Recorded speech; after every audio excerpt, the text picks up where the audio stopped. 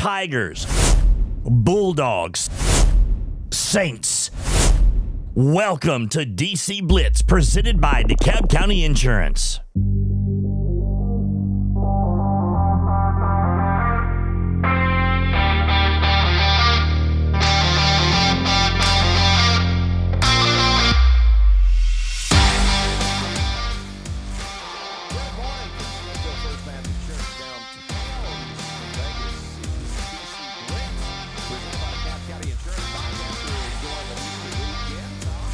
Coach Casey was here, grabbed a donut, and left.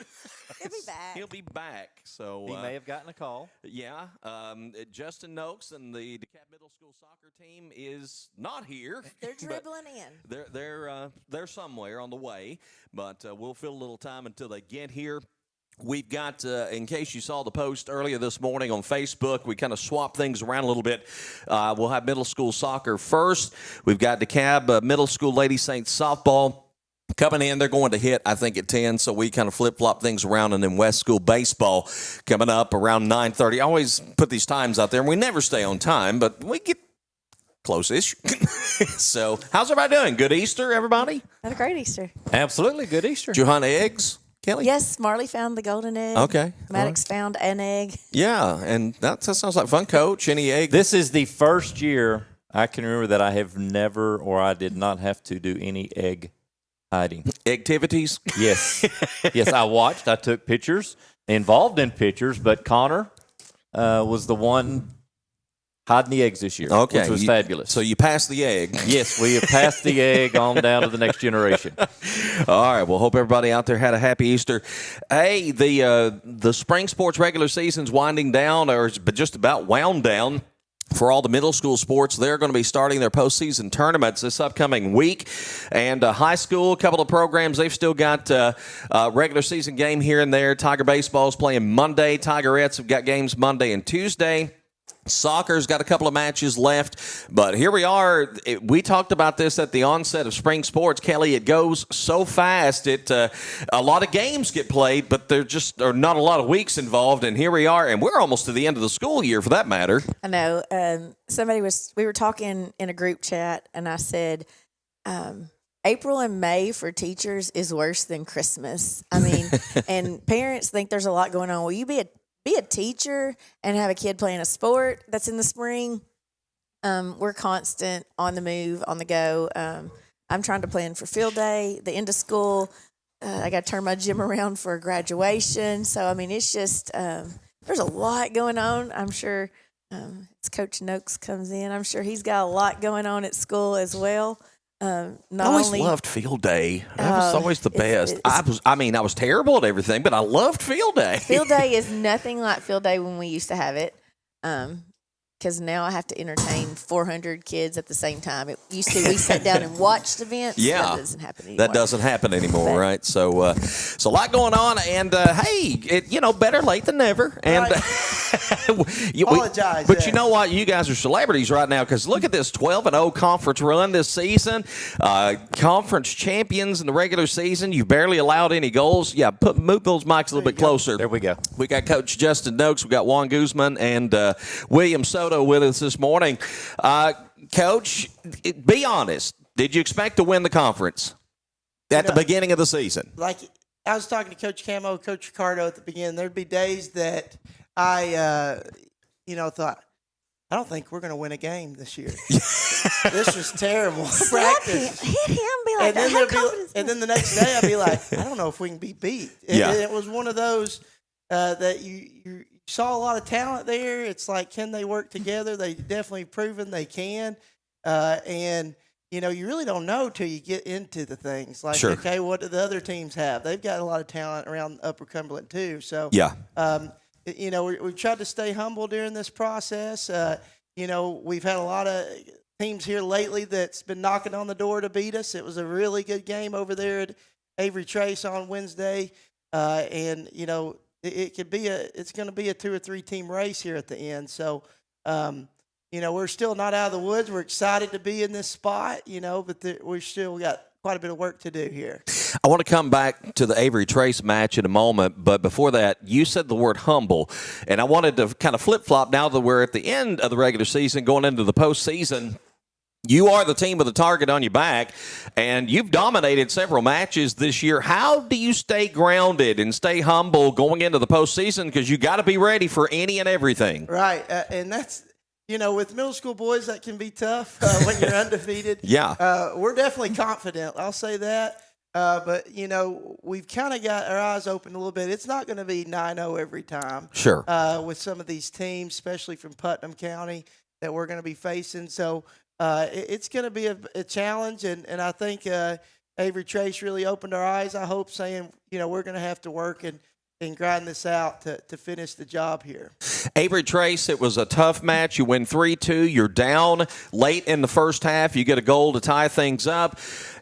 Was there ever a time you panicked? I mean, you've not been in a situation where you've been behind very much this year, right. So how was the mindset there? Right, we really not, Tom, and that was what I was proud of us most. I've been worried about that we'd cave if they under the pressure. Sure. And we definitely didn't. It was a roller coaster that first half. They scored, we flip-flopped. It's 2-2 at halftime, and that's pretty rare for a soccer game. Right. 4 goals and split in a half. And we made some adjustments, and we really settled in. And really, I feel like controlled the second half and got one last 6 minutes there.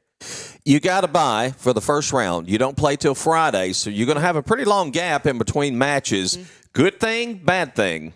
If you talk to Atlanta Braves recently, that's not a good thing.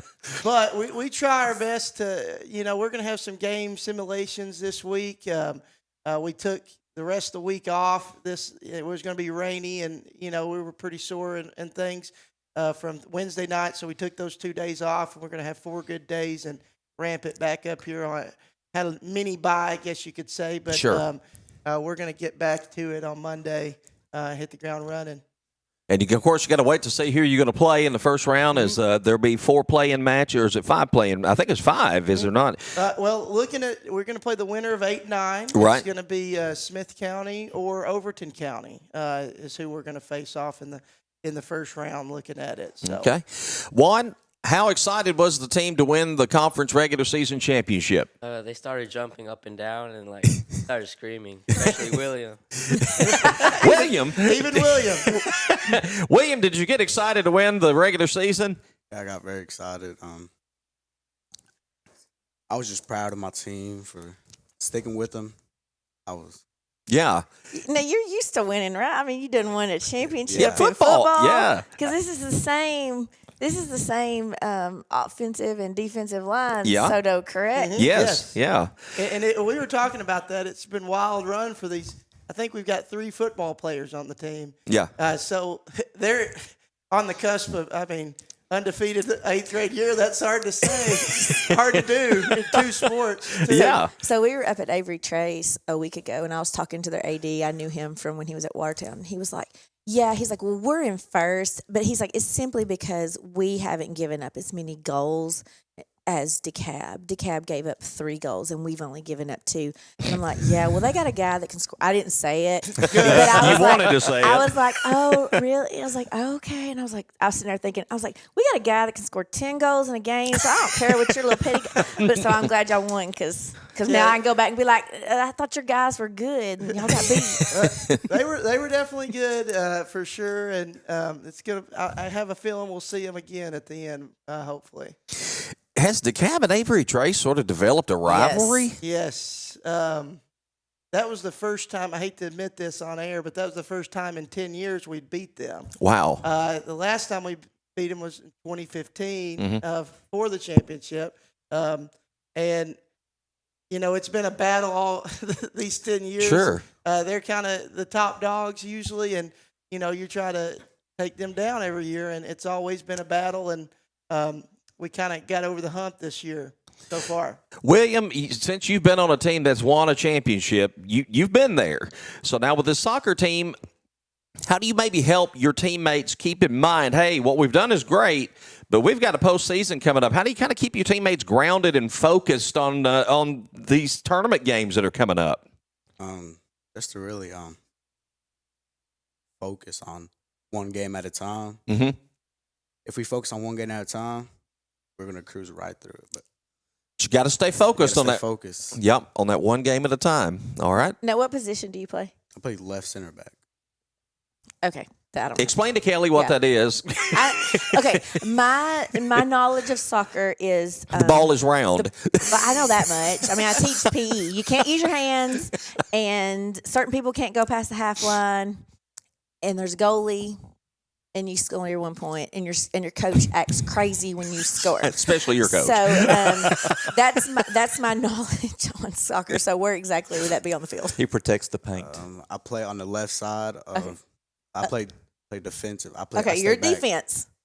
So they don't let you score the goals. I mean, I have scored one this season, but that's about it. We sneak him up there every time. We got some packages that we sneak him up when we need a bruiser up in the box. That's what I was gonna say. I mean, I seen these little soccer kids, and they're kind of small. Yeah, it's nice to have a grown man. I just send him right through the middle. Right. That is nice. That is nice. And I will tell you, back to the Avery Trace game, and there was there's several kids on that team that's big, tall, and William's like, I got this guy, the biggest, fastest one of all, and did very well locking him down pretty much. So it was good to see him, as a leader. I know he's a great leader for the Poteets, and you could see that really shine here. Everybody looks up to William. I've told him yes, sir, a few times. And he's just a big leader for us, and we're just so glad to have him here. Juan, you are what's your position? Remind me. Offensive, but like to the right. Okay, because I think I read that he was like an assist on one of the goals, the winning goal or something. Is that right? Not this time. That might have been last week. The first half we let 2 goals in. That's not used to us. And at halftime I was like, it wasn't on you. It wasn't your guy. Don't blame William, Coach. Hey, it was the goalie's fault, wasn't it? No, we don't blame the goalie. It wasn't Braxton either. They were just good, And at halftime we're like, Juan, I know he's very offensive minded, but he's very good defensive too. So we kind of put him back on defensive a little, not back in the defense, but kind of a defensive mid presence, like a hybrid kind of position. And, that takes a lot, to say, hey, I'm probably not going to score now. Sure. But this is best for the team. Yeah. And Juan said, yep, whatever you need me to do. And that was good to see. And, from there we can control the match, and I contribute to the selflessness of that play and of Juan stepping up when we needed him there. Justin, you may need to finish this question up or the answer on this, but William, we've already touched on how well football did in the fall. As a student, 8th grade year, and you having such success as a school athletically, it was in the fall with football. It's in the spring now for you with soccer. The baseball team's doing great. How has that helped your 8th grade year go by as a student? I mean, really helped because I knew I had something after school. I had to practice after school. Keep my mind. I don't know. What's the climate been like all year long with these athletic teams and as a teacher and seeing the excitement throughout the school supporting these students from all the students? I mean, I'm looking over at the stands. I'm seeing students at our games, never been to a soccer game before, right? They're like, okay, what's the buzz, right? So we're having a lot of more student participation. They're there. They're saying congratulations. It's been more of a school climate, Coach Norris doing great over there with the baseball boys. They're getting a district championship as well. And then, of course, football started off this year. We've had some good with basketball, too. Softball's getting hot at the right time. So it's a really good time to be a Saint across the board. And I know for me it's great to see as a teacher, educator, to look back and see, a school climate like that. And I know the 8th graders have had a good year. Being successful, that's always having a good year. Flip this back to soccer. I'm sorry. No, go ahead. Then I'll hush. No, you're fine. You've got – she's like that all the time. All the time. She took the ears off. You've been scoring 9-10 goals a lot of your season. What differences? How are teams playing you defensively to try to slow you down and to keep things close? They're They're trying not. to be humble, but they're trying, and they did a pretty good job the other night. I'm starting to see a shift of, their best players are playing defense now, and typically the buzz is they're playing defense. They were playing forward last week, but now they're playing DeKalb. They're moving their better guys back defensively and trying to keep it low scoring, I think. And they definitely kept it low scoring. 3 goals is really not low scoring, but for us recently is low scoring. So that's interesting to see. Been a battle to try to overcome that. So my question was, do you think, I know y'all implemented a year or so ago the day football game, and then you implemented the day soccer game. Mm-hmm. Was it this year? The girls. Do you think that has helped your program grow with student participation and having the students come out and watch? Do you think it's also helped your student athletes take more pride in their team because they get to show off what they're good at to their fellow students? That was a really fun day for the Lady Saints. Having that day game opportunity, shout out to the principals for letting us do that and everyone involved in that. And I really do, it brought people to the field, some for the first time. Students like, hey, this is kind of fun to watch. And then they've come back, and it's been really a pride thing. I've already got the guys asking, hey, when's our day game, right? And they're wanting to show off what they got. And, that's still in the works. That's still trying to see all that. But I do think, Kelly, that really helped get us going this year to get excited about school sports, soccer, especially this year. That was an excellent question. That was a good well, question. I was trying to lead excellent. off of your question about having the students support them. All right. Juan has had the chance to say about 2 words, y'all. Well, hey, now, Juan, I'm going to tell you, I brought the dog clippers because I threatened the baseball boys to cut all their hair if they didn't talk in complete sentences. So, I mean. Well, to Juan's credit, I don't think it's his fault. We're going to ask you some questions. You have to come out with some complete sentences. When we got the English teacher here, or we're going to get some buzzers on. I'm just joking. No, He's the silent assassin. He doesn't say much, but when he does, you listen usually. Juan, is there a team that you are looking forward or hoping that you play in this tournament? AV Trace. Why? Because they're Complete the best sentence. team. They're what? They're the best team in our Excuse district. me? No. I'm not hearing that. No, Yeah, there we go. they're your best competition. There we go. what about them, Juan? Just, I'd hate to say you don't like, but what makes them your rival? They're the only team that could score on us. Okay. That would make sense. But you're going to take care of that, right? Because you're going to be the hybrid again next time. And all right, I'm going to ask both you guys as we wrap up here.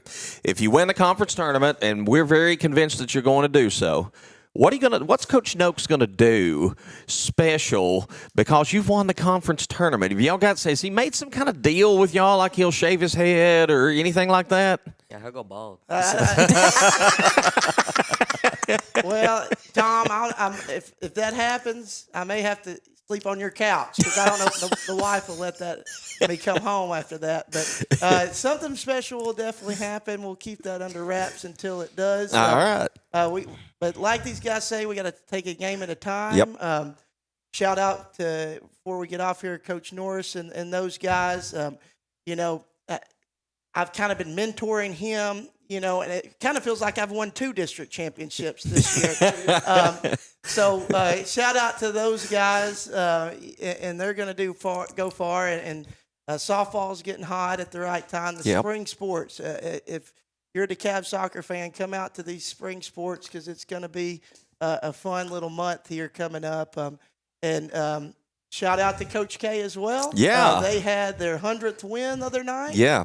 And then even maybe even more impressive, got beat by Cookeville 1-0 last saw that. night. So, Yep. That's a AAA school and usually a battle, and keeping them 1-0, that's huge. So they're getting hot at the right time. So it's a good time to be a DeKalb sports fan. So come on out and support these kids, and they're going to do good things. Absolutely. It's going to be a fun postseason. It all gets started this week. Again, the Saints will be playing coming up in the quarterfinal round against either Overton County or Smith County, winner of that match, and that will be at home, by the way, right? Yes. Okay. Friday, May 2nd at 6 o'clock. Come All right. out there at Cliperic Field. So circle that on your calendar. Make plans. All you got to do is go over to Cliperic Field right here in town and root on the Saints as they get their postseason underway. Guys, thank you so much for coming out this morning, and good luck to you in the postseason. Appreciate it. Thank you so much. All right, we're going to talk some Lady Saints softball when we come back. This is DC Blitz. We're presented by DeKalb County Insurance. Unrivaled service and practical advice from Jeff and Grant James at DeKalb County Insurance. With auto, homeowners, life and annuities, property and liability, Medicare supplement, and business policies available. Receive seriously good insurance with great coverage and prices. DeKalb County Insurance is an independent agency that shops multiple carriers, such as Erie, Allstate, Travelers, State Auto, Progressive, and many more. Call today for a quote. DeKalb County Insurance, 615-597-0660. Hey, Sam! Who said that? Cheryl? What are you doing up there? My bank always leaves me up in the air. I'm still waiting for an answer. Oh, darn birds. Well, switch to First Bank. They have fast local decision makers and the latest banking products in digital. Whew, what a relief. I'll call First Bank. When I was up there, I saw a branch near me. First Bank never leaves you hanging. Bank local. Get more. Member FDIC. As first-time home buyers, navigating the real estate market can be both exciting and daunting. At Farmhouse Realty, we understand your unique needs and are dedicated to guiding you through the process with ease. With our extensive knowledge of DeKalb County and its surrounding areas, we can help you find your dream home or sell your existing property at the best possible price. Give us a call today at 615-597-FARM. That's 615-597-3276, or check out our listings at farmhouserealty.org.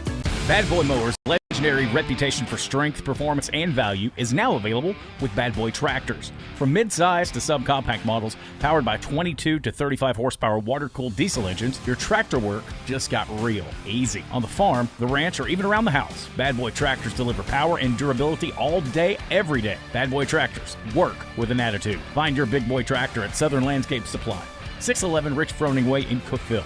Visit them online at thesouthernlandscapesupply.com. Ranger brake offers made in the USA, assembled in the USA, and world-sourced brake lines so that they can meet all levels of market demand. That helps them maintain a good, better, and best approach to giving customers the options they need to succeed with ease. Ranger Brake has a second-to-none qualifying process which ensures each and every product is certified before it's actually sold in the USA. By providing qualified products that are tested in the USA, Ranger Brake is doing their part to keep it safe out on the roads. Ranger Brake, proud supporters of all DeKalb County athletics. Prompt, professional, and courteous healthcare services. That's what you find when you visit Good Health Family Clinic, 414 East Broad Street in Smithville. When you're on the go, you can't afford to be sick. The staff at Good Health Family Clinic is committed to getting you back on your feet and feeling better as soon as possible. They are locally owned, so you know you're being helped by people from right here at home, who you know and trust. Good Health Family Clinic accepts most insurances and is currently accepting new patients. Call to schedule an appointment, 615-597-4432. Good Health Family Clinic. Your family's good health is our mission. In a world of bank mergers and acquisitions driven by the bottom line, Wilson Bank and Trust remains focused on serving the community. We're local. We're independent. The people who make decisions and help you at the window are your neighbors and friends. As your local, independent bank, Wilson Bank and Trust takes a personal approach to business by providing customized banking needs while staying committed to serving our communities across Middle Tennessee. Let our team of local banking professionals show you the hometown difference. Wilson Bank and Trust. Equal housing lender. Member FDIC. Are you ready to elevate your commercial space? Look no further than Taylor's Construction. With years of expertise in the industry, Taylor's Construction specializes in all aspects of commercial construction. Whether you're planning a new office or any large-scale project, we've got you covered. Our team excels in drywall installation and metal stud framing, and we ensure precision and quality that meets your highest standards. Ready to start your next project? Don't wait. Call us today and experience the Taylor's Construction difference. Call 615-684-5068. Smithville FBC is proud to support DC Blitz and all DeKalb sports. We have a place for you to call home on Sunday mornings and Wednesday night. We have nursery available. Pre-K through 5th graders are welcome to join Faith Kids.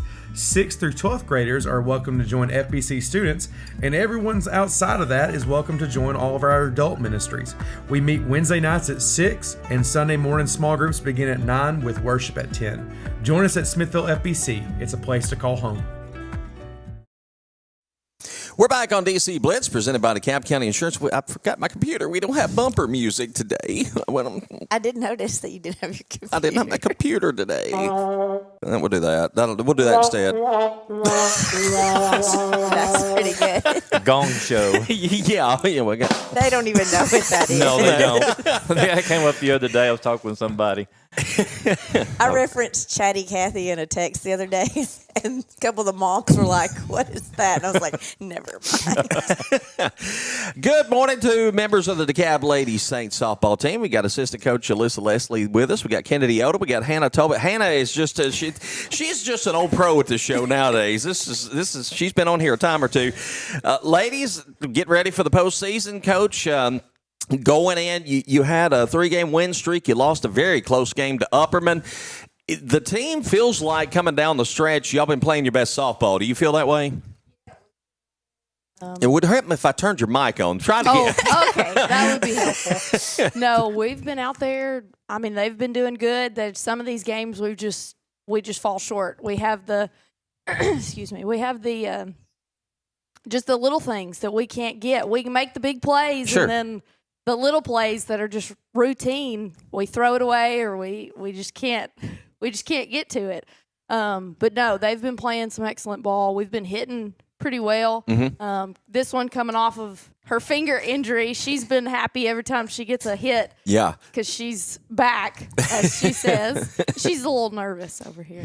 I don't be nervous. Just, But no, they have been playing some. They are getting pretty hot right now, so we just have to keep it going. Upperman was just a hard loss. We shouldn't have lost it. We left the bases loaded twice. Yep. And we struck out on a walk that should have been a walk to walk the tie and run in. Just some little things like that we've got to fix before. How do you go about fixing those little things though? Because I know it's just sometimes it's just a mental thing that you got to overcome, right? I mean, we've talked about it. We talked about it yesterday. We're like, if you've got 3 in 1 count, and you get 2 more balls, like quit swinging at it. I know you want to hit home runs and get base hits, but when the bases are loaded and we're down by 1, you got to take a walk for the team. Sure. None of them want to walk. They all want to hit, but sometimes that's what's got to happen. You're going to explain the scoring that if you walk, it's still an RBI. Oh, it is. And that's Coach Jacobs, Coach McGregor, Coach McGregor, she did yesterday at the end of practice. She was like, listen, she was like, a walk doesn't change your batting average. Like, it's 0 for 0. Like, if you walk 1 in, it's an RBI. Like, it looks good on you. But if you strike out and we leave bases loaded, that doesn't look so good, and we lose. Y'all kind of started early. I mean, you were at the end of February playing games against Cannon County, and you had some close calls there early on. Was there a point you felt like maybe you turned a corner that maybe that early start kind of put you behind a little bit, and you kind of had to, I guess, gel a little bit later than you would have liked? Maybe, because we started off, which pretty much everybody had new positions this year. We lost quite a few girls last year. Mm-hmm. Tobitt started at first last year and started at first this year. Lakeland was in the outfield. Haley Moore was the catcher. There was a few that were still where they played last year, but a lot of our girls had never started varsity. Yeah. So coming out, and they kind of came out hot, and then it was like we don't know what we're doing. Like, we just lost it. It was like the nerves finally got to them after those first few games, and so we kind of flipped it up on them just to remind them, like, hey, we're not just going to sit here all season and keep losing. Sure. And that kind of lit a fire under them again, just seeing some rotation and some 8th graders. Just because I'm an 8th grader, I don't get to always play. Right. But that kind of lit them again, and they've they've come out ready to play after that. So, Kennedy, she mentioned the injury to your finger. It was on your non-throwing hand, right? Yeah. So what happened on that play? And just it was was it on the base running? Yeah. Play. I was just like sliding into home. You dove. Yeah. You dove in the home. You dove in the home. And I don't know, like her foot just stepped back. My finger just went into her cleat. So you don't have one of those oven mitts? Your parent? Well, I'm about to get one. Yeah. Well, you can buy one at the dollar store and some duct tape. Because I threaten Maddox all the time that he's getting he was mad because somebody gave Marley one. I'm like, you're not wearing that thing. If I find it, I'll send it your way. Cause I told her to hold her back gloves. I Yeah. said, if you're going to keep diving, just put your back glove in. She was like, why? I was like, your fingers don't stick out. You got to hold it. You were out a few games, I think, maybe a couple games, and then came back. Of course, you've been the primary pitcher for the team this year. How did it affect your pitching? Because even on a non-throwing hand, I mean, it's something you've got to deal with. Did it affect your pitching in any way? I mean, just a little bit, but not really. So what was the hardest part of overcoming that injury? Just like catching balls. Yeah. Stings. So you're back 100% though, right? Yeah. And just you've been hitting well lately too, right? Yeah. All right. Hannah, you're a veteran of first base. What do you like about that position?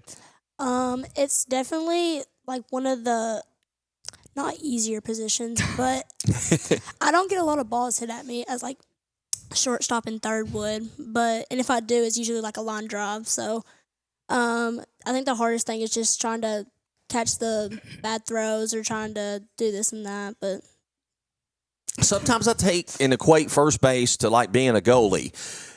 All the action's everywhere else, and you're kind of just waiting for your turn. Do you kind of feel like that sometimes? You're just trying to stay focused and wait for something to come to you? Yeah, because like a lot is hit like to that way to third, shortstop, and sometimes if they're coming off like late on the ball, it's usually going to second more than it's going to first. I usually just get a lot of pop flies on drives.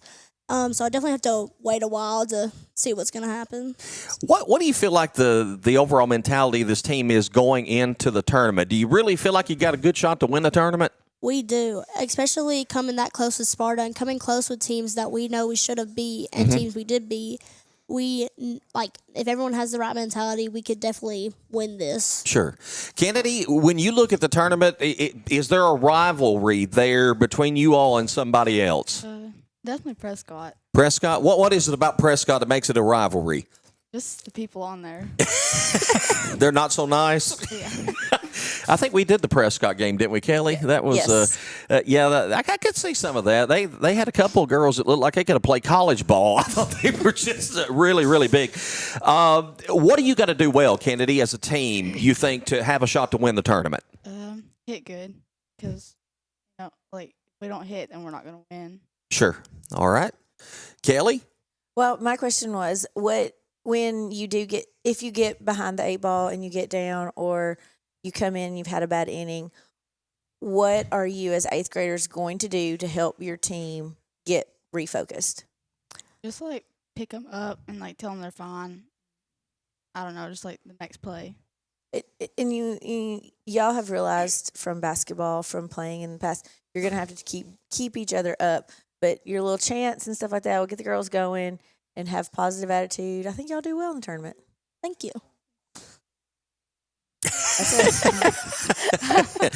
I was waiting for the other question. I wasn't going to step. I was going to wait. Hannah, first baseman, 8th grader. Are there times where you think you have to step up and be the on-field coach and try to calm players down, a pitcher down, or reset the group?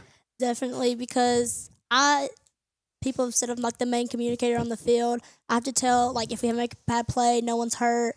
I've had to call Tom to talk to Paisley if she doesn't like how the ump's going. Just gotta calm the whole team down. So, yeah.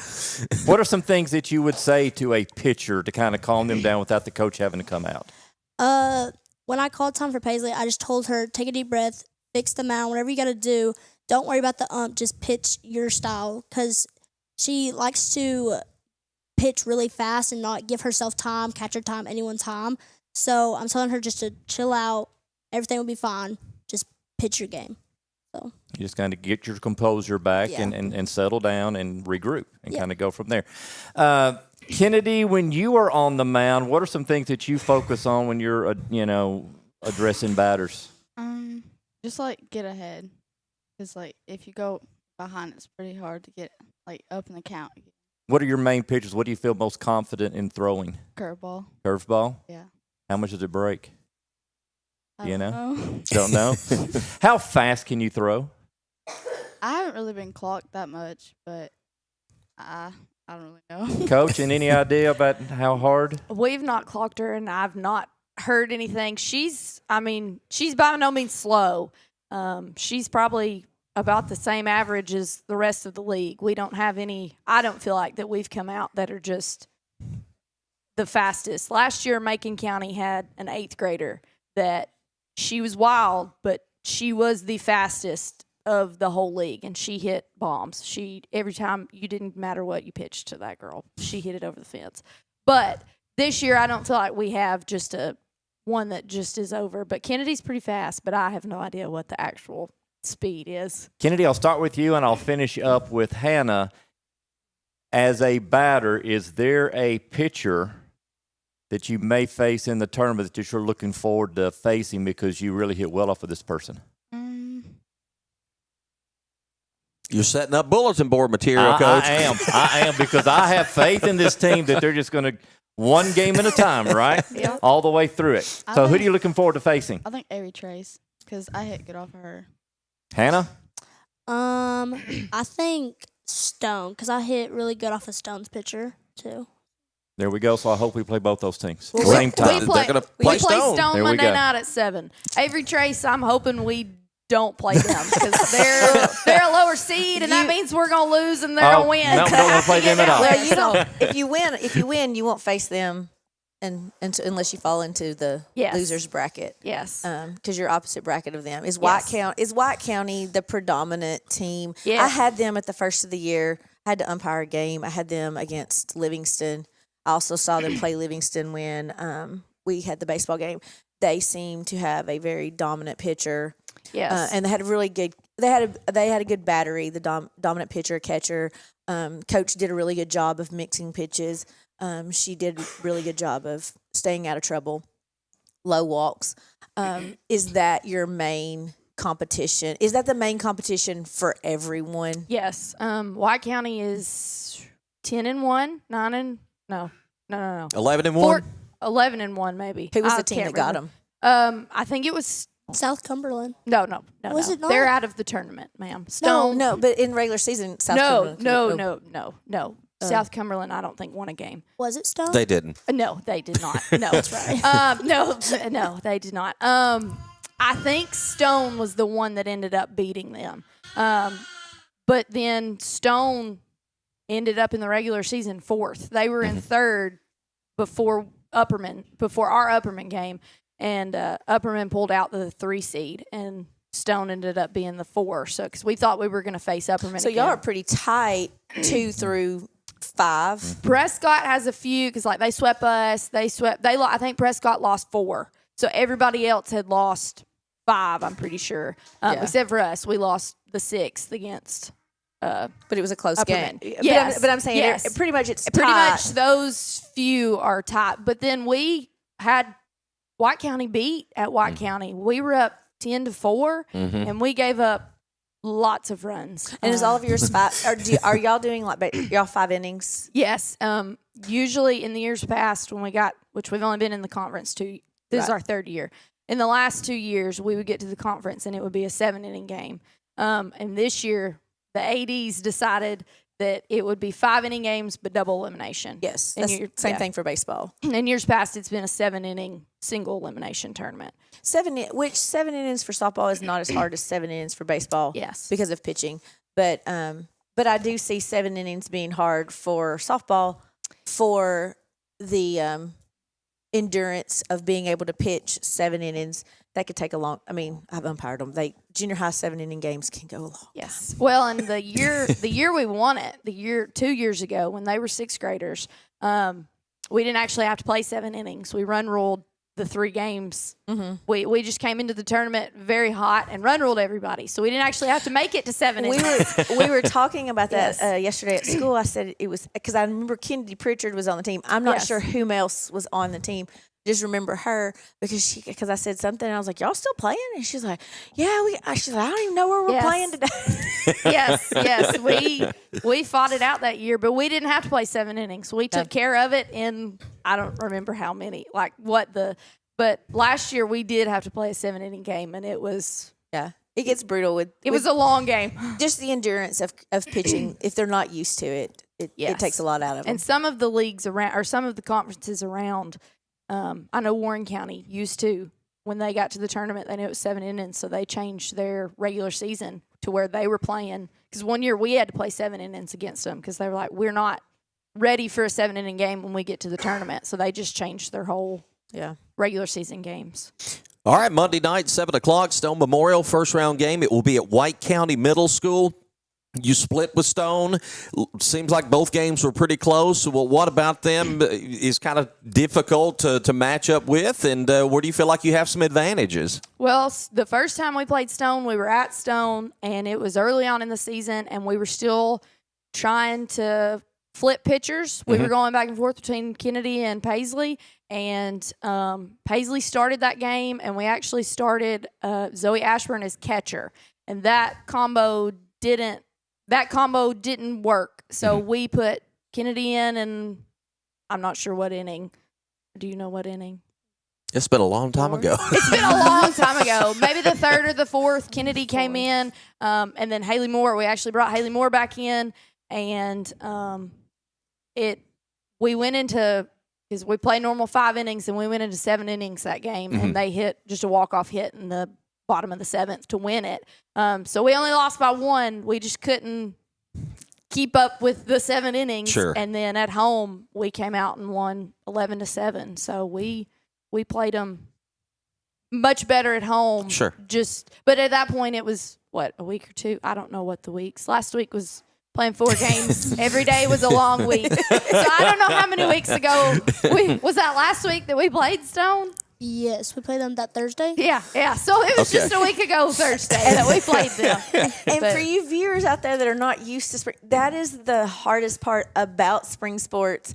You can get basketball is indoor, and I have preached this for years. I do not know why they will not flip volleyball and softball and let volleyball be in the fall, softball in the fall and volleyball in the spring because of the weather. You don't rain a lot in the fall, and it rains all the time in the spring, and you're trying to do these outdoor weather. But you could go having to play 4 games in a row, and some of those being double headers to get games in, and that's more on the high school side than the junior high. But I know in high school you start losing games that you need to work other pitchers and this to get games in that you have to get in for your conference. It gets hard. And that's this year. We ended up with 9 people in technically 8. Macon County was they're doing the same thing for baseball. They played like 2 teams, and we were one of the unlucky teams that had to travel to Macon County to go play them after they said they were just going to join at the end. But we had 9 teams that we played, or 8 teams, 9 including us in the conference. And I mean, we only had 2 left over. We can only play 20 games in a season. So after Warren County and Cannon County, we had to play every game. Like there was no just you couldn't just you had to. And one of the games, I know they talked about trying to play it that Good Friday, which was the Friday we would have played 5 games that week. And Coach Jacobs was like, one, we don't have school, she said, but also we're not playing 5 days in a row. Like she's like, we can't do that. So we made it up, or actually I think we played it. I think it was South Cumberland. We drove to. As we wrap this segment up, we're going to do something special. Normally we save the announcement of the Good Health Family Clinic Student Athlete of the Week to the last segment, but we're going to do something special today because the person who was nominated, and we did not have a vote online this week. I don't know if a lot of folks paid attention to that, but we did not do a vote this week because I had someone reach out to me via email and ask if we would nominate this person for the award. when I read the email, it just, to me, embodied everything that this award is about. So today, we're going to go ahead and announce our Student Athlete of the Week is Damian Lattimore. He's an 8th grader at DeKalb Middle School. And the thing about Damian is he is a big part of this DeKalb Middle School Lady Saints program. And girls, I just want you all to talk about Damian and what he means to your team, because I know he's very special to this program. Hannah? He means a lot to the program. He comes to every home game, every home game we have. He'll come out there and he'll stand right in front of us and do the national anthem with us. He's just a big part, and a lot of us play for each other, but also for him because he's part of the team. Sure. Kennedy? He's just like our hype man. We just see him over there having a good time. He's always there. He's part of the team. I know y'all consider him a teammate, Alyssa. Just, again, somebody I think, he's not a quote-unquote athlete on the field, but he's as big a part of this team as any of the other members of the team. Yeah, Coach McGregor. I have a hard time calling her McGregor. So do I. She's Coach Jacobs. She'll always be. But her and Damian hit it off when he was a 6th grader. He loved her. Yeah. And then when he realized we had a 4-wheeler that I could drive him around every day on the 4-wheeler, that was the thing. This year, he's not so much into the 4-wheeler, but bless him, I don't know if me and him can both fit on the 4-wheeler anymore. Last year, being pregnant, trying to get on the 4-wheeler with Damian, it was a tight fit. But no, he's always there. He's always excited to be there. Mm-hmm.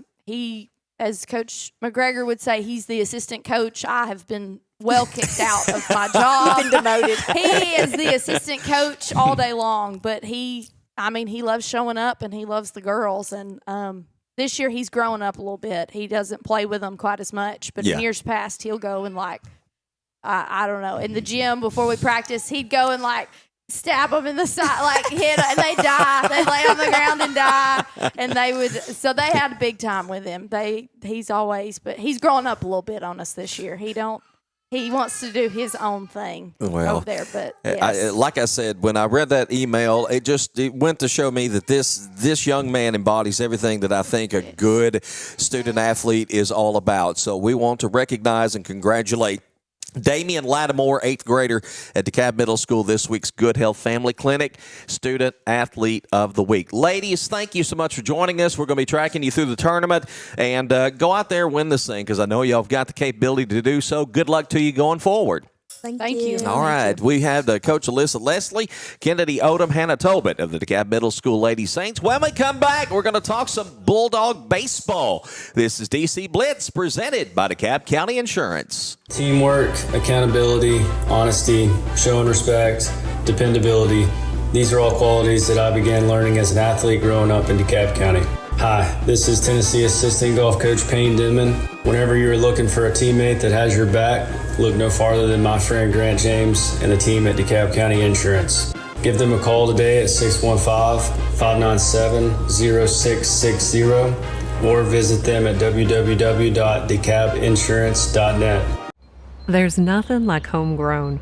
Around here, nothing grows better than local businesses and families. It's because starting on common ground makes things just shoot up. Just look at those neighborhoods and business districts. Around here, it's always growing season.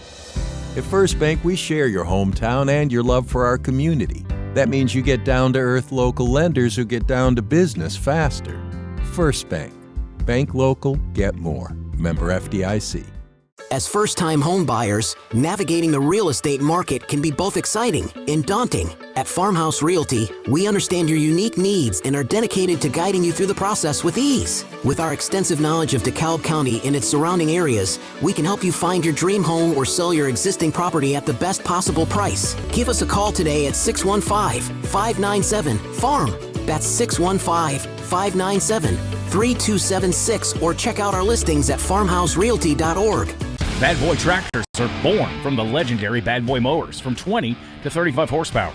Subcompact to midsize, Bad Boy combines power, performance, comfort, and, as always, builds strength to deliver the workhorse dependability you need to get the job done and done right. Homeowner, landscaper, or rancher, there's a Bad Boy tractor for you. to work with an attitude. Find your big boy tractor at Southern Landscape Supply, 611 Rich Froning Way in Cookeville. Visit them online at thesouthernlandscapesupply.com. Ranger brake offers made in the USA, assembled in the USA, and world-sourced brake lines so that they can meet all levels of market demand. That helps them maintain a good, better, and best approach to giving customers the options they need to succeed with ease. Ranger Brake has a second-to-none qualifying process which ensures each and every product is certified before it's actually sold in the USA. By providing qualified products that are tested in the USA, Ranger Brake is doing their part to keep it safe out on the roads. Ranger Brake, proud supporters of all DeKalb County athletics. Prompt, professional, and courteous healthcare services. That's what you find when you visit Good Health Family Clinic, 414 East Broad Street in Smithville. When you're on the go, you can't afford to be sick. The staff at Good Health Family Clinic is committed to getting you back on your feet and feeling better as soon as possible. They are locally owned, so you know you're being helped by people from right here at home, who you know and trust. Good Health Family Clinic accepts most insurances and is currently accepting new patients. Call to schedule an appointment, 615-597-4432. Good Health Family Clinic. Your family's good health is our mission.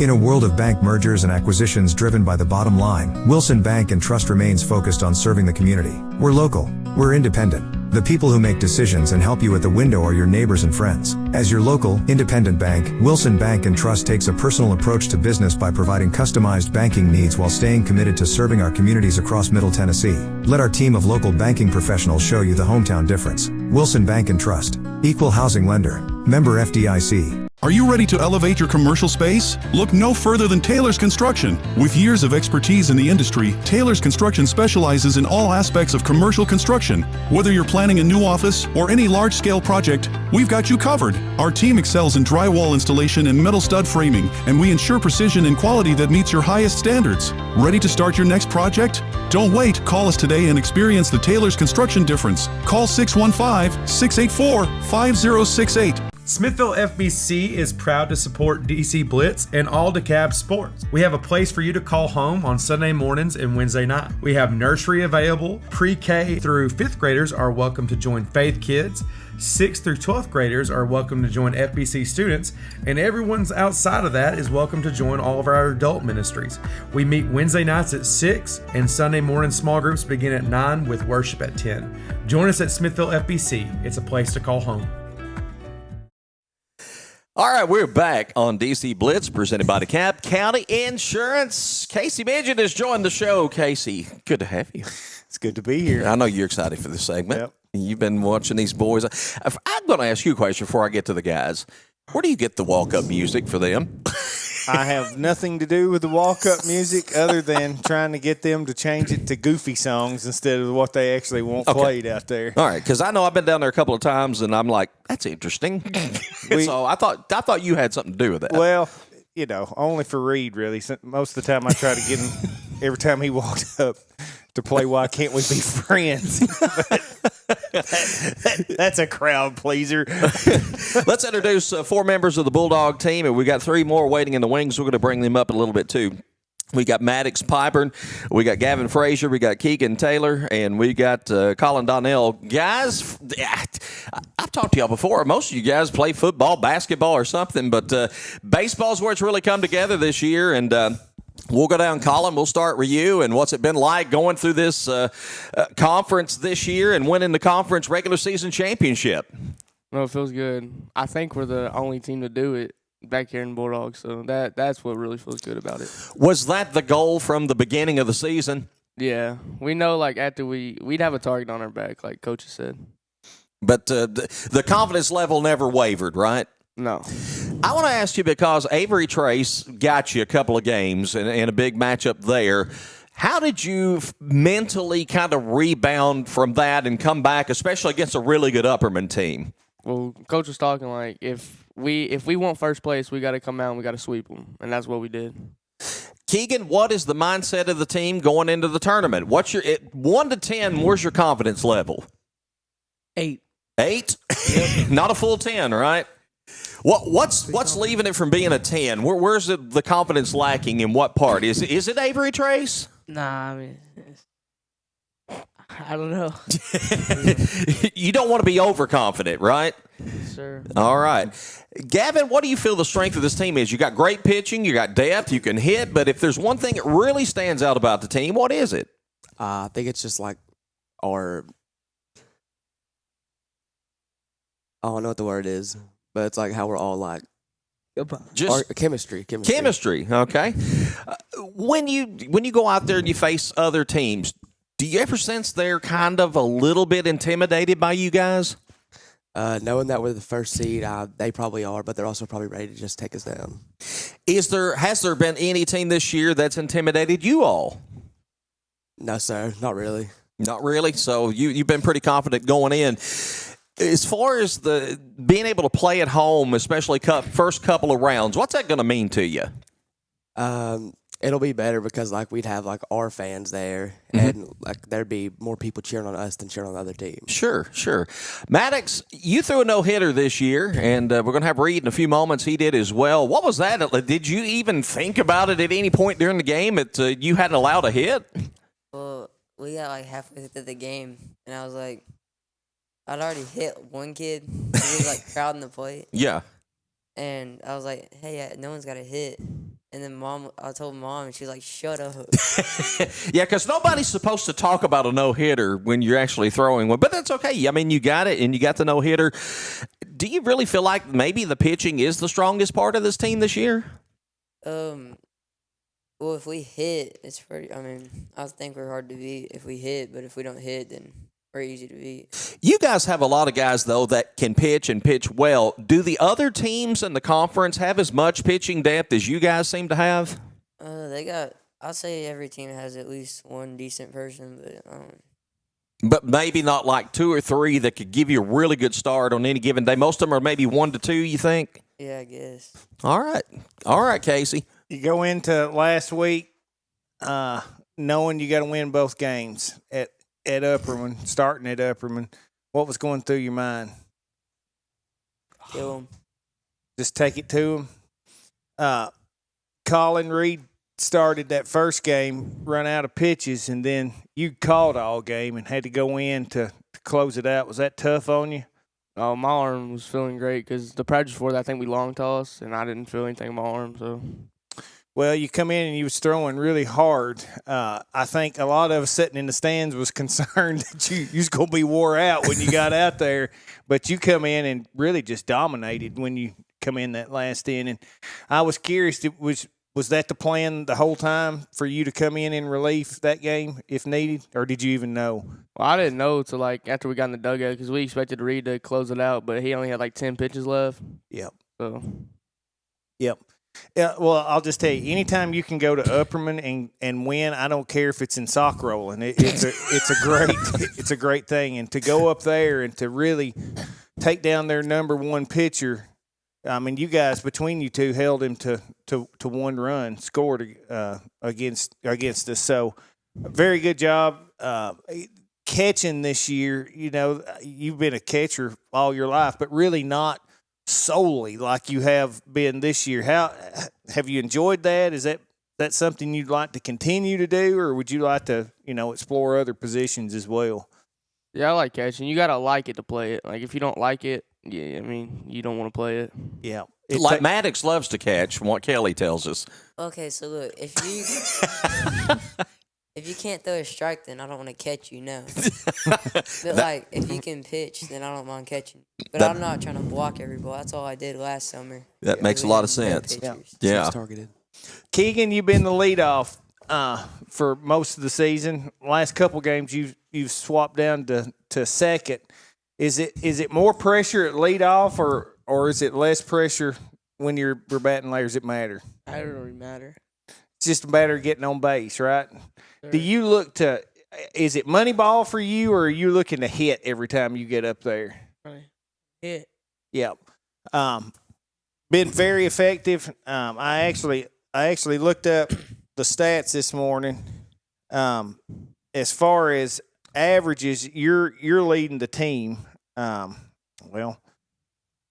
With a 489 batting average, but your on base percentages very well too. It's even higher at 550 or at over at 556. So,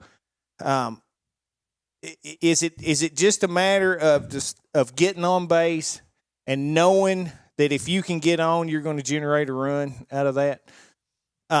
Gavin, you've been fun to watch in the outfield this year, especially.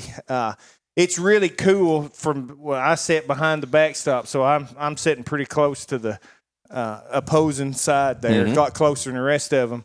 And I can't tell you how many times this season there's been a ball hit deep to center, and I hear those guys start cheering because they know it's a hit, and Gavin comes out of nowhere and catches that thing. Is that something you really worked on in the offseason to improve at?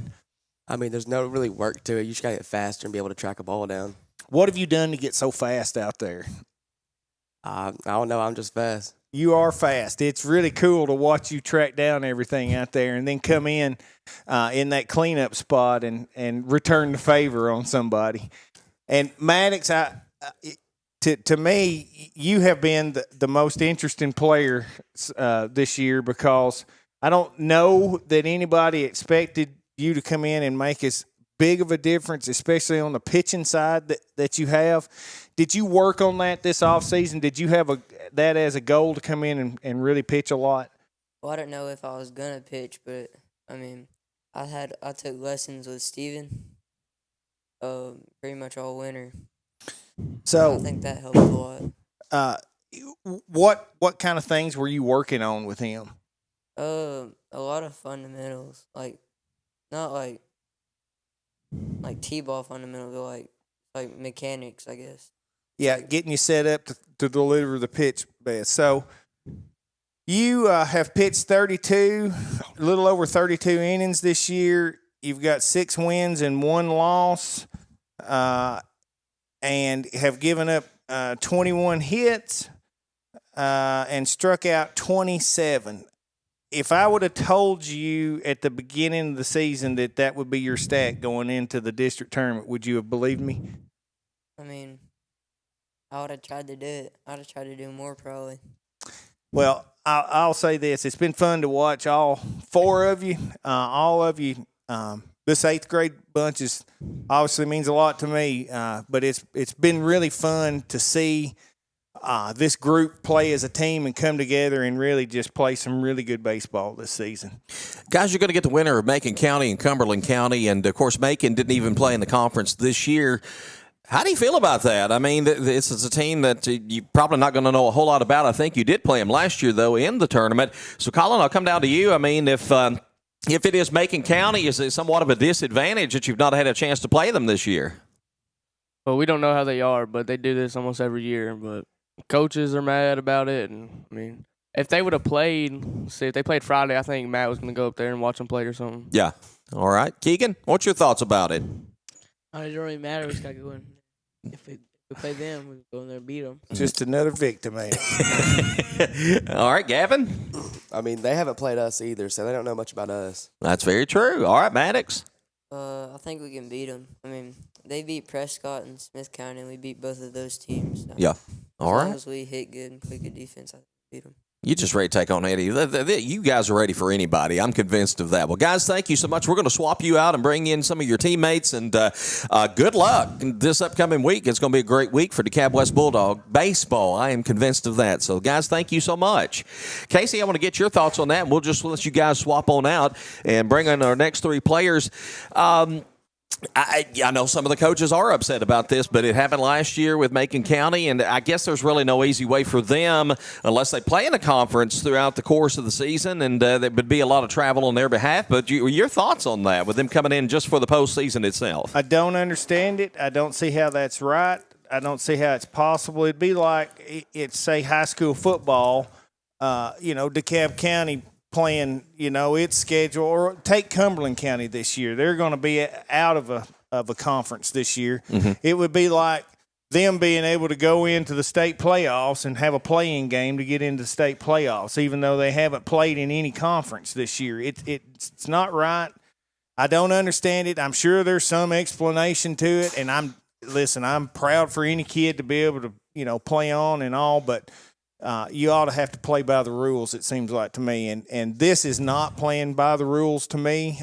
I am not a commissioner. I don't have a vote on that. Nobody asked me, in my opinion. They still don't care about it. But if I had a voice in that room, it would be heard that it just doesn't make any sense for you to have the first place team in the district.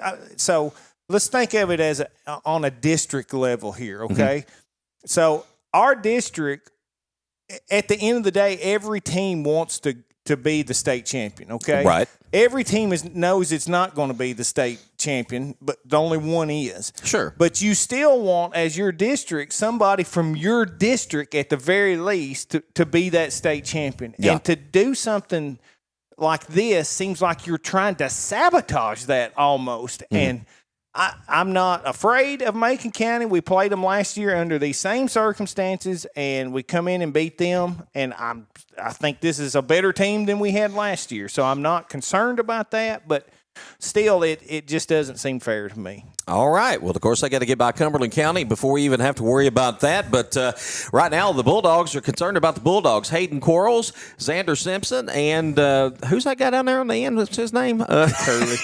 Reed Midget. Our three Bulldog players joining us on this segment. Hayden, I'll start with you, and I'll ask you the same question I asked those other guys.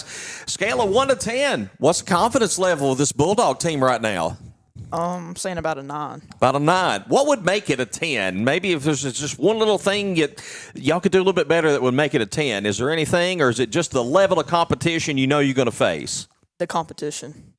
Who do you feel like, the toughest matchup for you all? Is it Avery Trace, or did y'all just kind of have a bad series?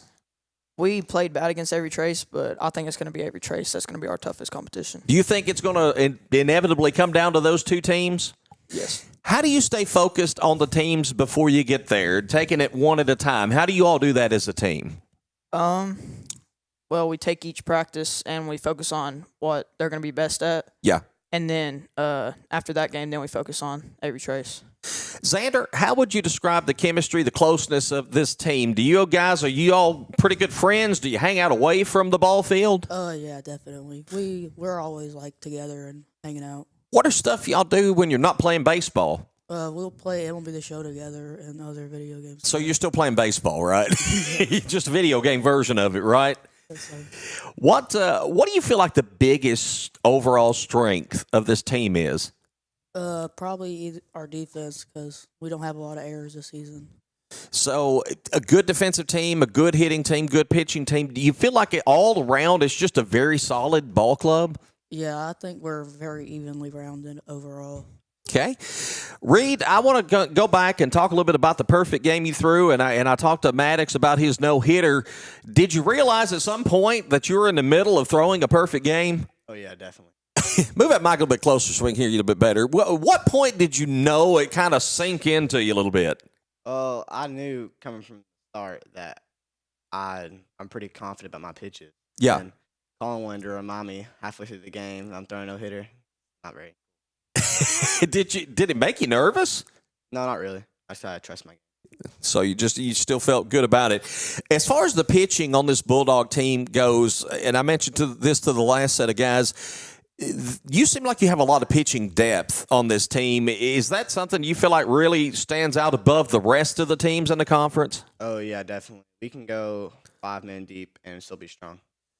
So if you had to come down and use a number 4 starter, it's somewhere along the way because everybody's pitched out. Do you feel confident you'd have somebody that could really step up in that role? Definitely. All right. Casey? Well, it's, again, been fun to watch y'all. Xander, I'll start with you. I think you are my favorite player on the team because he tells everybody that, Xander. I'm going to tell you. I'm going to tell you why. I'm going to tell you why. Xander reminds me a lot of Luke. He just wanders out there and he does his thing every time. Like he is stand up, Xander. So everybody this is perfect, Xander right here. He shows up looking like he just come off the beach and comes out and smacks you in the face. I have a lot of respect for that. I'll be honest with you. I love it. Yeah, you're good, Xander. How's it been being in that DH spot this time? I've just been hitting. I mean, Yep. It's the best part of my game. Yeah. So we won't let Coach Norris hear any of this, but would you rather just hit instead of having to worry about playing in the field, or would you rather be out there? I'd rather be out there, but that's the best part of my game, and I got to contribute to the team how I can. Well, you've done very well coming in and knocking in a lot of runs, especially this week. You had a couple really timely hits that drove in some runs against Upperman that really kind of gave us some cushion there when it was kind of scary a couple times. Hayden, my simple question to you is, how does it feel to be the smartest person on the team? I don't know if I am. Oh, yes, you do. I think I heard his dad laugh over it. He knows he's the smartest person on the team. You got to pitch a game against Livingston, which is, your daddy's old stomping ground. Did you have any, motivation with that when you were up there? Yeah, well, I wanted to go out and do good against his old school. Yeah, and you did. You pitched a really good game. Unfortunately, it was everything else conspired against us in that game. I wondered when I wasn't there, obviously, but I wondered when I saw that you were pitching up there, if your daddy, did he give you any special advice or anything about, what to do in that game at all? Well, he said, just don't suck. That's perfect advice. Well, guys, it's going to be a big week. Things get underway Monday. You got the first 2 games at home. Regardless of what happens Monday, of course, it's a double elimination tournament. DeKalb West will take on either South Cumberland or what is basically Cumberland County, I guess, and or Macon County. That'll be 5 o'clock at DeKalb West School coming up on Monday. Winner of that game will play the winner of White County and Prescott. And in the bottom of the bracket, it's Avery Trace taking on Stone Memorial, Upperman, and Allgood. So, in fact, there will be a doubleheader on Monday. By the way, the 2 games are at DeKalb West. West School will play at 5 o'clock, and then the White Prescott game will follow at 7 o'clock. Guys, we've enjoyed just keeping track of you, watching you this year. Looking forward to a great tournament, and go out there and get it done this week, guys. Thank you so much. How important has it been to first-year coach to get him to this point to where he could be going into the postseason as the 1 seed? Has that thought crossed y'all's mind at all? Yeah, definitely. He's a really good friend of ours. He plays the show with us a lot. It's good for us to do that for him. So you think that's made a difference in how y'all played this year? Definitely. Knowing that, feeling like he was more than just a coach to you? Yeah, definitely. Well, I have one more question I got to ask. You're fine. Go right ahead. And it's just to read.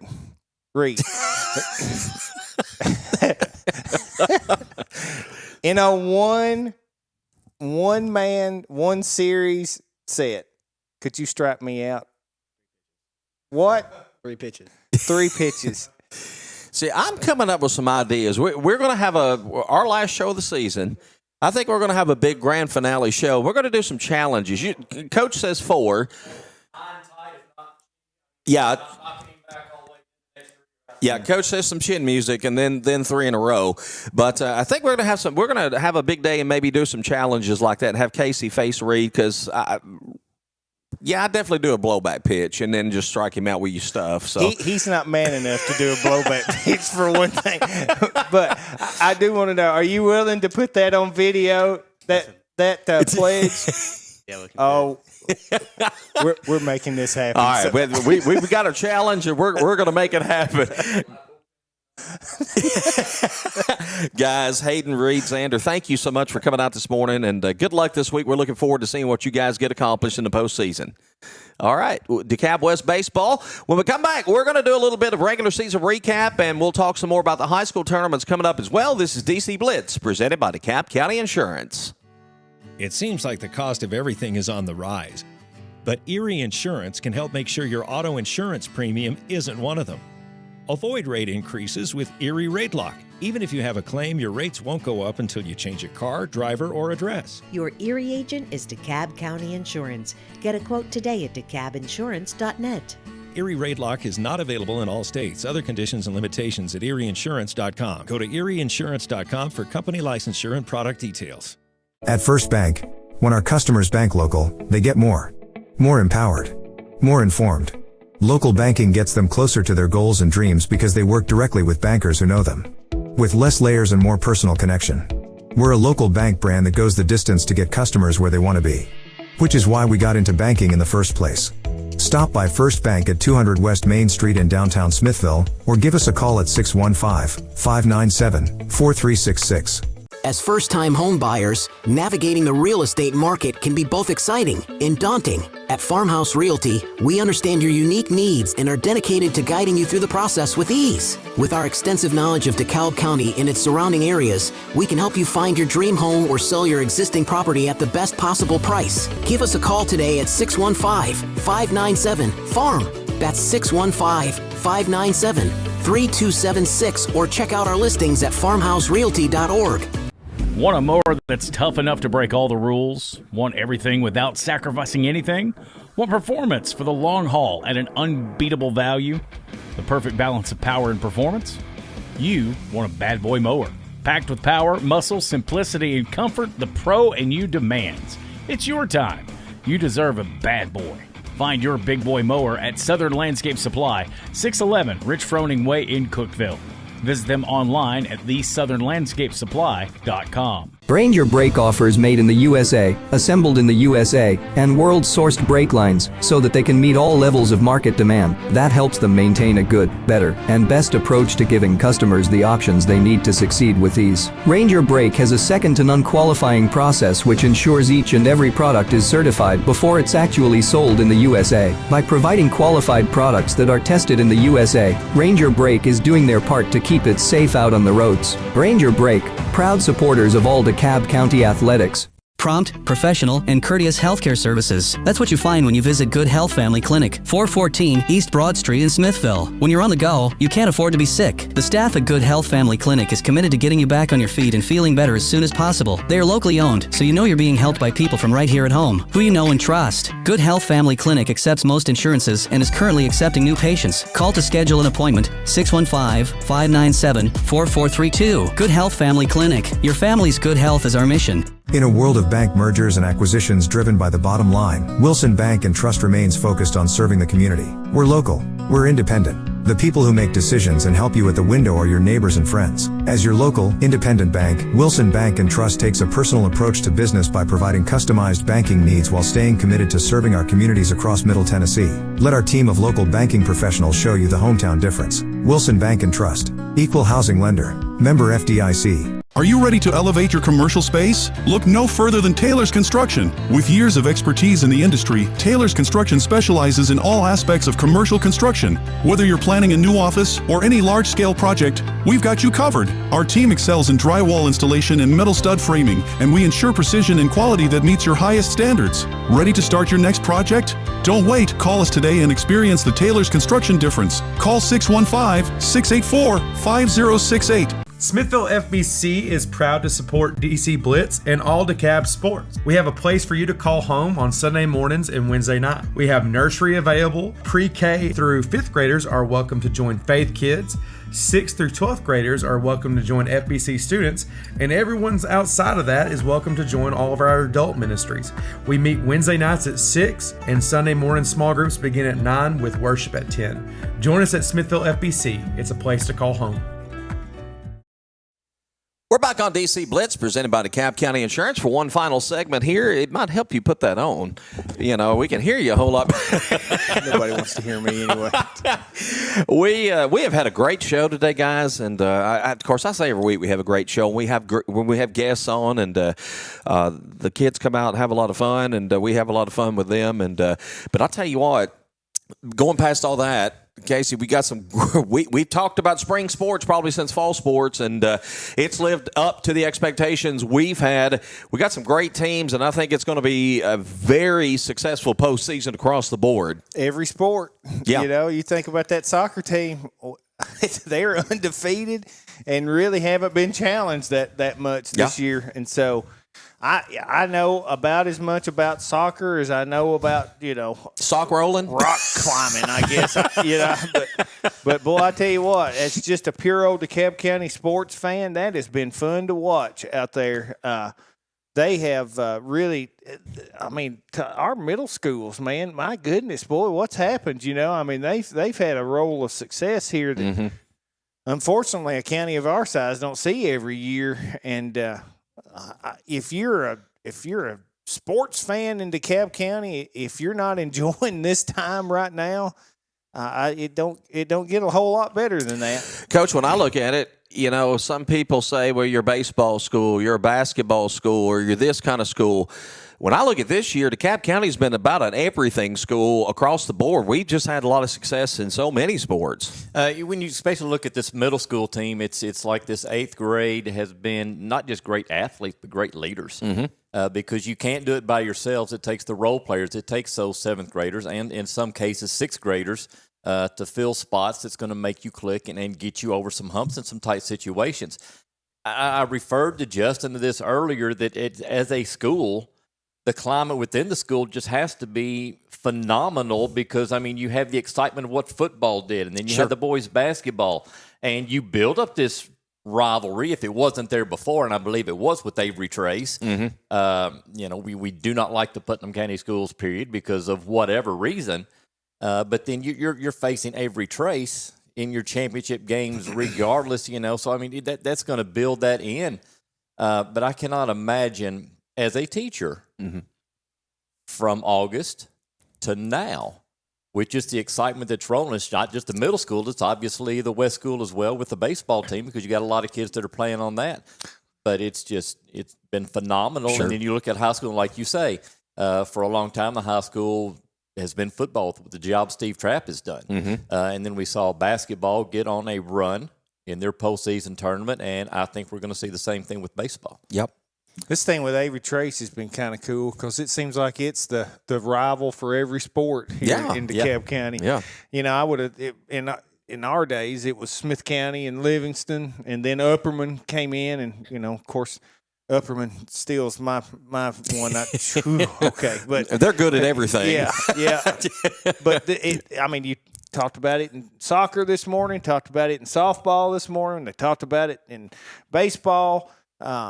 It's just, you know, that's what makes this all kind of special because all those kids know each other and they all play the same sports together and have for years and years and years, and they know each other. And so it's just kind of neat to always have that Tennessee having that Florida, you know, or, you know, having that team that you just love to hate, you know.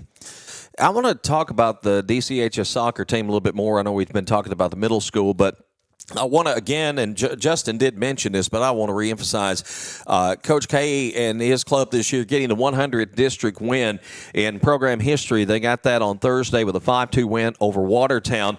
And just, you know, he's the godfather of DeKalb soccer. There's just no doubt about that. He's done a fantastic job. And to get that 100th win, I know they were really hoping it would be Livingston. It just didn't work out that way. But Coach, I think, and I know we've talked a lot about soccer and how it's grown and developed, and it's going to continue to do so. But just hats off to Coach K with all the hard work that he's put into getting that 100th win. That's mighty sweet. We've talked throughout the year, especially with the high school sports, it being so important for a middle school program to develop those kids. And what Justin and Hunter Poteet do with the middle school football kids, the same philosophies, the maxims that they expect to see when they get to Steve Trapp and the high school football team. And it's straight across the board. And, you know, you cannot find a better example of a group of guys, probably head by Coach K, and then followed up by Justin Nokes, and then you get Cameron and these guys that start these kids, and they're coaching 3 or 4 teams in rec league. Yeah. They're not just doing it on the school level. It starts at that level, so these kids get to know them. They play together. We talk about these travel teams. Soccer has to go to other areas to do the travel, but they do it. But, I mean, that's as much of a travel team as anything because these guys play together in rec league or against each other, and it's the best against the best, and then they get to the middle school, and, oh, yeah, that's Coach Nokes. Yeah, I played for him or I played against him. Yeah. And it's the same philosophy, and it's the same terminology, and it's the same understanding. You know, the program that we are going to run, and this are the principles and the guidelines that you're going to have to abide by. Yeah. And there's nothing hidden. There's nothing secret. And the kids just know it. And they get to high school, and then they develop. So we talk about this year's freshman class being very good athletes across the board. I cannot wait to see what happens when this freshman class becomes seniors and they're followed up by this junior class that's of our 8th graders right now. Yeah. Of all the ways that you could honor and appreciate Coach Kapler and Justin Nokes and the Poteet brothers, all the different accolades you could give them, I think the one that gets overlooked, it might be the most important, is that their involvement in other levels of the game as well. Like all of them are very involved in the youth sports, all youth sports. Yep. In DeKalb County, and they're out there, and even if they aren't coaching a team, you see all of them out there occasionally supporting other kids that's out there, and you will Coach Matt Coral, same way. I mean, you will never convince me that does not make a difference, because, frankly, we might not have had as much of that in the past, and you see this rise in success in both the middle school and the high school on different levels. What you have to start asking yourself, what's different? And I think it has some to do with that these kids come into the middle school and the coaches already have a knowledge of them at that point, which just translates right up the ladder. I give those guys a lot of credit. It takes that. I mean, it takes you going down to, and I always go back to the first coach I really remember in this region that built it from the ground up. I always go back to Jackson County and Jim Brown with girls basketball, which struggled so much back, and we're going back early 90s. This has been a long time ago. But Coach Brown came in and like our coaches are doing now, went to the ground floor and started building from the ground. And the ground floor is the developmental leagues. It's the youth leagues, the rec leagues, getting them started there. Like you say, get familiar. These kids getting to know these coaches when they're young, and then, they want to play for these coaches once they get to high school. And then the coaches, of course, through all the players they coach, just like Coach K, his tree now with Justin and Cam and all those guys, and they're coaching the rec league. It springs from that, and my hat really is off these guys. Steve Trapp I don't think he gets enough credit. He started out on the junior pro level, and he's got his guys that are coaching the middle school level and down to the rec league. So that's where success begins, the involvement from the top, but being willing to go down to the ground floor and be part of that. And our coaches have done a phenomenal job, I think, with that. And we're seeing some success, especially this year, and I think it's going to continue due to that. I mean, the number one goal you want as a high school coach is to have people, have players. And we were all little kids at one time, and we've had little kids.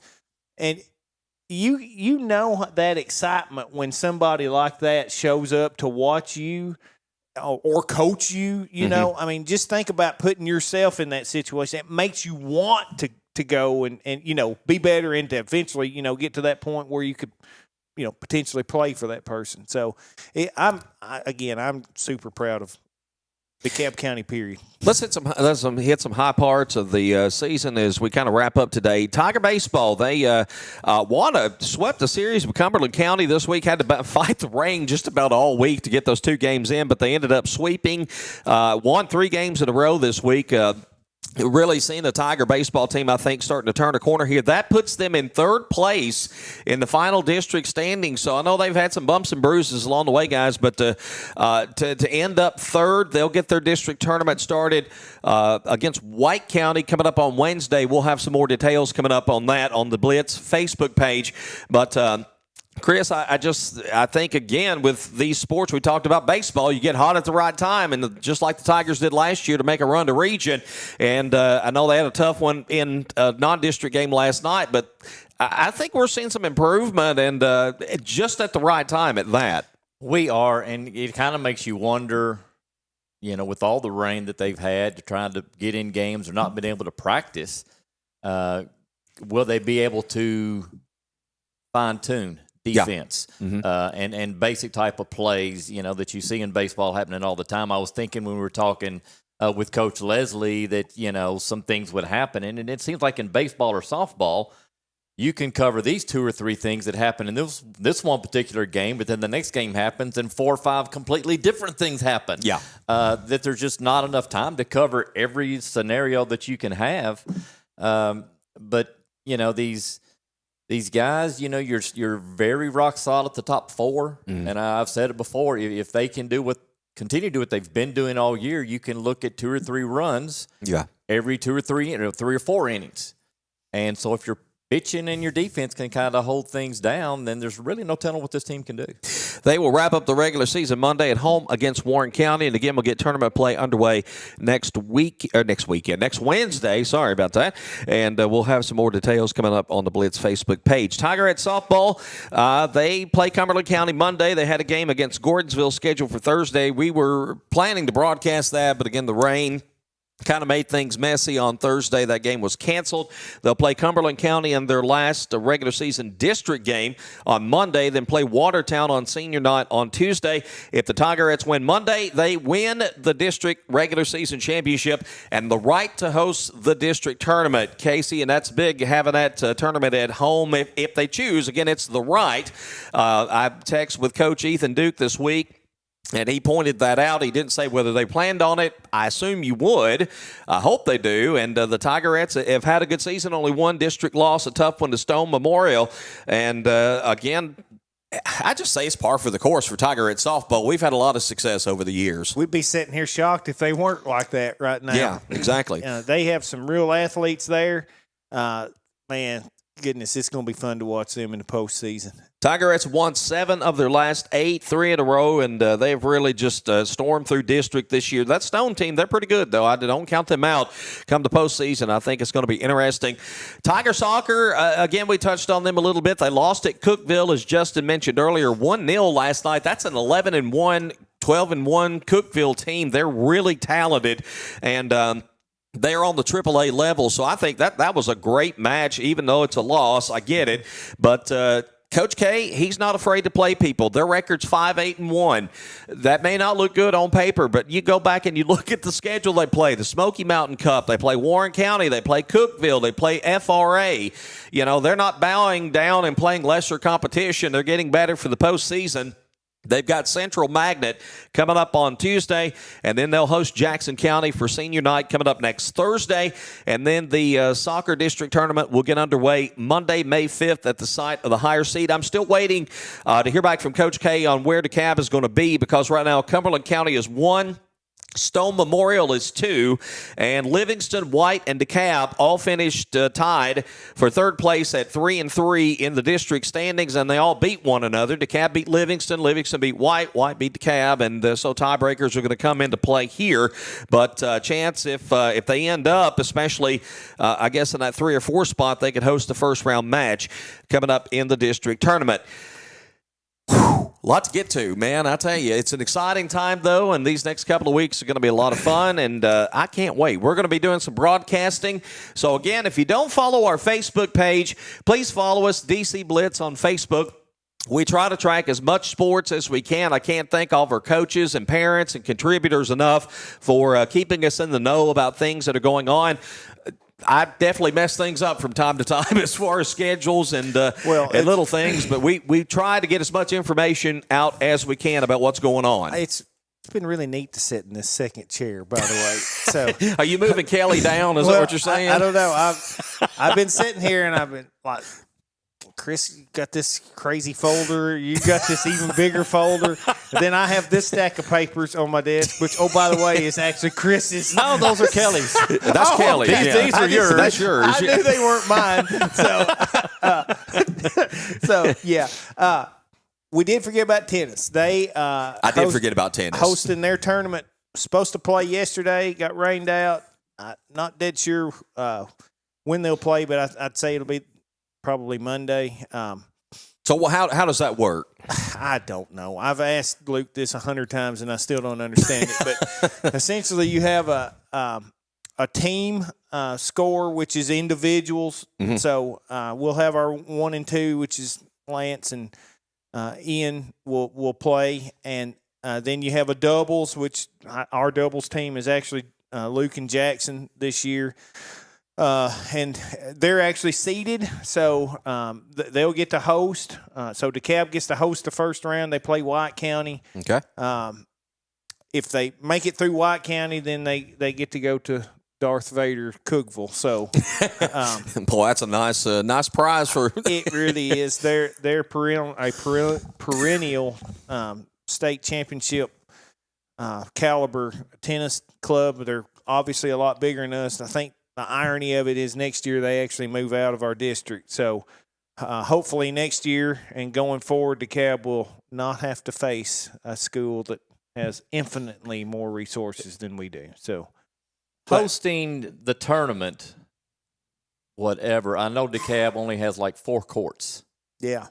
Has there been any talk about expanding the courts to 6 or 8 or whatever? And what do you know about that? So the courts are city owned, and so that's actually a city thing that they would have to do. But what they've done in the past is Downtown has courts down there as well, and so used to.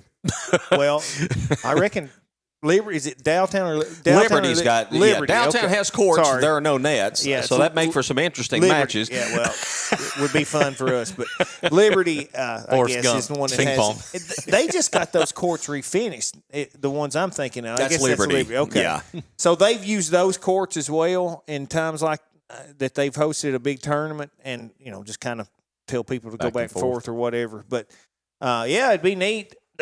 I don't know how they play on those courts. So that pickleball that's out there, that's very confusing to me. When you put those lines down, it's just hard to see. But pickleball's the wave of the future now. Apparently so. Everybody's playing Soccer pickleball. will run across that, especially when the Smoky Mountain tournament, because all of their fields are turf, every single one, and they've got 15 different lines. They've got like an across line, football line, tennis line, soccer line, whatever line. Right.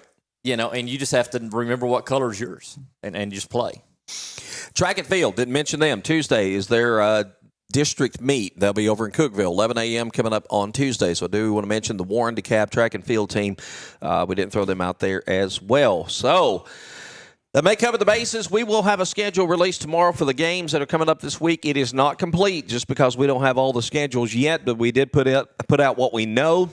We will be updating that on a day-to-day basis as results come in and trying to keep you as up-to-date as we possibly can on the Blitz Facebook page. We have had a loaded show, a lot of guests today. We appreciate everybody coming out today. Again, congratulations to Damian Lattimore, our Good Health Family Clinic Student Athlete of the Week. Guys, anything before it closes? Everybody happy with the draft, by the way, NFL draft? How have we not talked about this yet? We ain't had time. So, Shedeur. I don't think he gets drafted. I was going to ask if we had the time, what round do you think he's going to be drafted or not at all? He'll be drafted, and I'm going to say 4th round. I think it'll be the 1st round today. And I'll be honest with you, as crazy as this man is, don't be surprised if Jerry Jones and the Cowboys don't draft him. I have thought that every round, to be honest with you. Yeah. Yep. I would see them drafting him or Pittsburgh. What in the world, man? Like, are they going to roll in there with their 2 quarterbacks that they got, or Aaron Rodgers? They're holding out for him. There's a secret deal going on with Aaron Rodgers. Yeah. Surely, I don't know. I think the same thing about the Raiders. Every time the Raiders come up on drafts, that'd be a perfect place for Sanders. Raiders. But Pete Carroll's at the Raiders now. He doesn't want that drama. I don't see that. I mean, it could happen. Obviously, he could end up anywhere. I saw somebody on Twitter last night, or X. I'll never get used to it. Yeah. But said, the big talk at the start of the offseason was whether the Titans would take Cam Ward or Shedeur Sanders, and now we're to a point they could have both. Yeah. Oh, that would be the most Titans thing ever right there, wouldn't it? But do we not think Deion is the reason the kid's falling? I think he's a decent quarterback. I mean, Cam Ward, I'm not so sure he's all that either, but it's not a great quarterback class, top to bottom, but is Deion kind of more the reason why he's free-falling here? Of course he is. I mean, the dude retired his kid's number, with a barely winning record out there. So, of course he is. I wouldn't want to put up with that nonsense, would you? Nope. The funny thing is, I read somewhere he's making is it $6 million? He had a $6 million a year contract, not a year, a $6 million total contract out there to play for Colorado, and the average fourth rounder will make $1.2 million. He's going to take a pay cut. I didn't think he'd make that much. Well, I read Mike Florio actually had an article on Pro Foot PFF, whatever. It was talking about he'd be better off if he tried to go back to college for 1 year and he'd make more money. This too. What number is he going to wear? Maybe he can show up and unretire his number for himself. Well, he's got to get drafted. Well, Florio even advocated for him to go somewhere else just to get it out from under Dion and all that scrutiny. But I don't know. That's certainly been a crazy scenario. Draft does continue today, rounds 4 through 7. If you do follow that, I could keep tabs of it. So, in fact, me and Coach were playing trivia the other night, checking the draft the whole time. So, I think the Titans got to take a wide receiver. Some point. I think they're taking that kid out of Utah State this morning. I think that's the first pick. Although I tell you who I'd like him to take. It breaks my heart not to say Dylan Sampson. Yeah. But that's Scadaboo kid from is it Arizona? Arizona State. Yeah. Man, he is a mauler. I know it. He reminds me a lot of like what they always try to draft, Yeah. and they've had success with. So I don't know. We'll see. I tell you the perfect running back pick that I've seen so far. Pittsburgh Steelers taking Caleb Johnson out of Iowa. Are you kidding me? I mean, that is the most Steelers pick ever, and he's going to be the next Jerome Bettis. Yeah. He's just that in that mold. Yeah. All right, we got to get out of here. I want to thank our producer, Daniel Leslie. Kelly, she's already gone. She's probably halfway to Clarksville by now, I guess. Nashville, at least, headed that way. So for Kelly, for Coach, for Casey, I'm Tom Duggan. We'll see you next week on DC Blitz, presented by DeKalb County Insurance.